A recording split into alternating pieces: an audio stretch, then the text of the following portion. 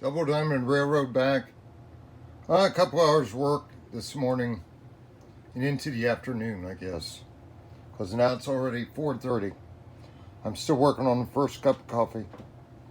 So I got all this pinned down, and we are still having an ongoing problem with the wire. Jumper wire makes no sense to me. I finally pulled it out. I can't find it again. So I found one up in here, right in there. Took him off.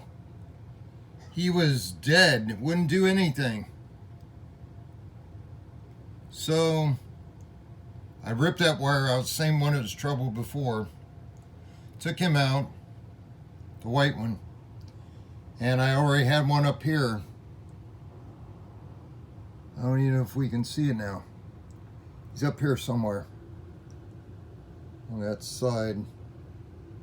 On the switch. Not up there, back here. Right there. Already had one there that I cut because it shouldn't have been there before because I didn't have a insulator before the frog. Now I do. So I wired that back up and that's solved it. I had, this track was dead right down through here. This one, he was dead. The middle one. So I got him back.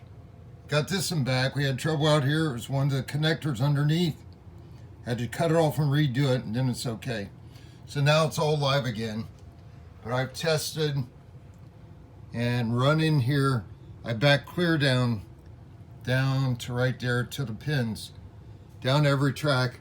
Switching switches, throwing them back and forth. Everything's fine. Checked it with the voltage checker, LED thing. That's good. So, problem is, this guy got damaged a little bit back there at the back.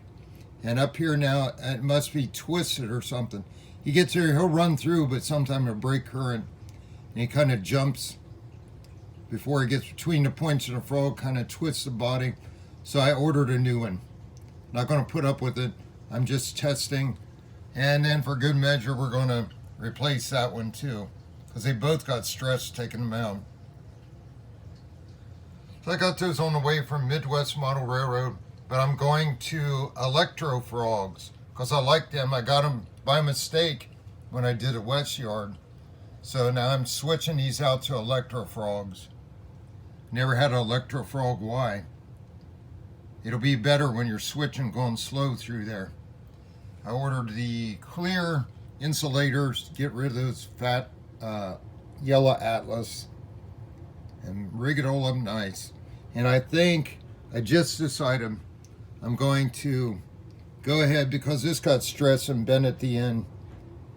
This track here, I'm going to do the same thing. Strip it out, soak it down, scrape it down, take this whole outer track out, and put a new one in. Just so that it's nice and good connection up here straight. There's a little bit of a jog in it there. It's bent. Doesn't want to stay in alignment. So I'm going to try to line that up and get the curve out a little bit more. Curve out right there to the edge so it gets a nice straight shot there for about 4 inches before it turns down. So I'm just going to redo that. I can only go so far. You can see where it can go. So we'll do that while we're waiting on the switches to come to be. Probably won't get that since holiday. I won't see those till Thursday. We got plenty of time to work on it. But the wiring was a mess. We found 4 wires under there that weren't even connected. One of them I don't even know if it's supposed to be anymore. I had to trace that out. Took it off, we don't need it. It's on the main line back here. But I found a big main common wire. It's like a bus, part of a bus. Wasn't even hooked up, it was hanging up under there, hooked. To be hooked up. We never got it.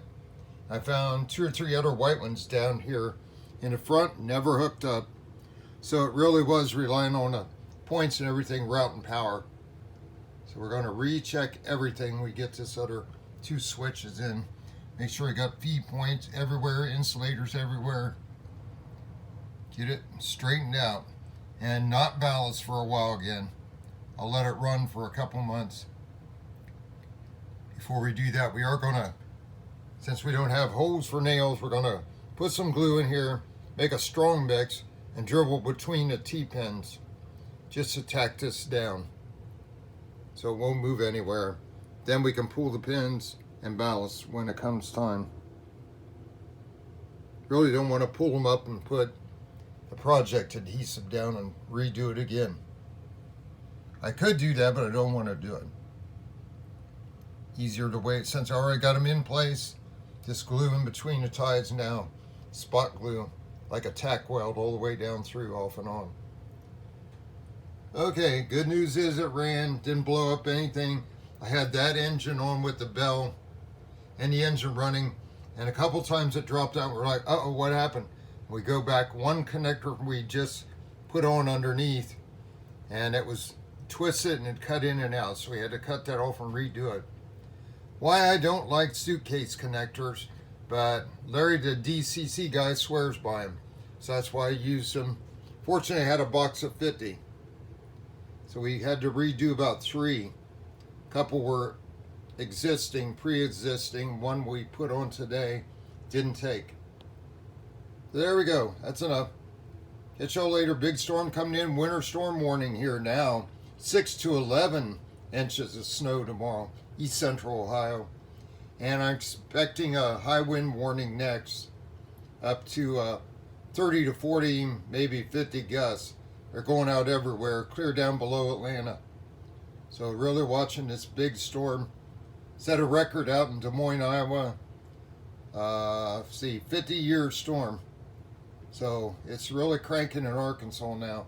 It's going to be something. Poor people in Charlotte, Greenville, Spartanburg, Columbia, Raleigh, all up through there, and Asheville up in there. They just wonder high wind warnings.